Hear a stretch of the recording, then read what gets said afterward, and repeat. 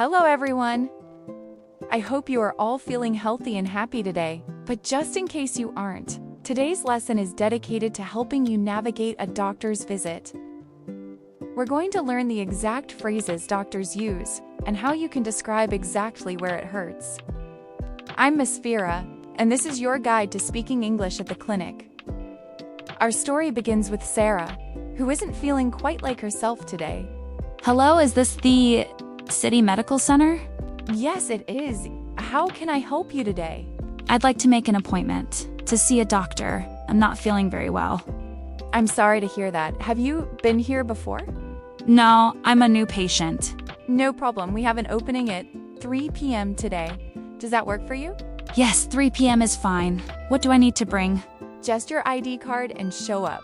10 minutes early to fill out some forms. Thank you. See you then. Good afternoon, Sarah.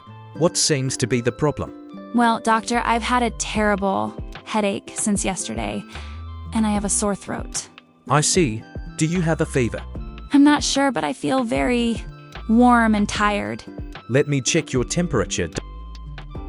Yes, you have a slight fever. Does your chest hurt when you cough?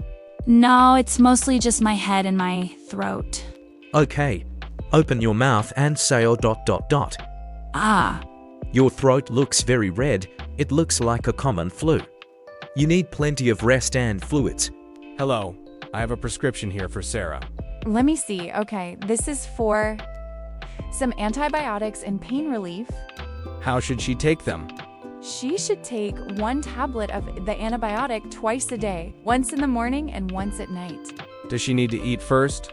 Yes, she should take it after meals. And the pain medicine? Only when she feels pain, but no more than 3 times a day. 1 after breakfast, 1 after dinner. Thank you. Great job today. You've learned how to make an appointment, describe symptoms, and talk to a pharmacist. Remember, practicing these words out loud is the best way to remember them.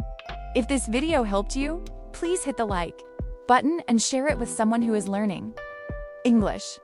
Don't forget to subscribe to Rapid English with Musfirah for more real-life conversations.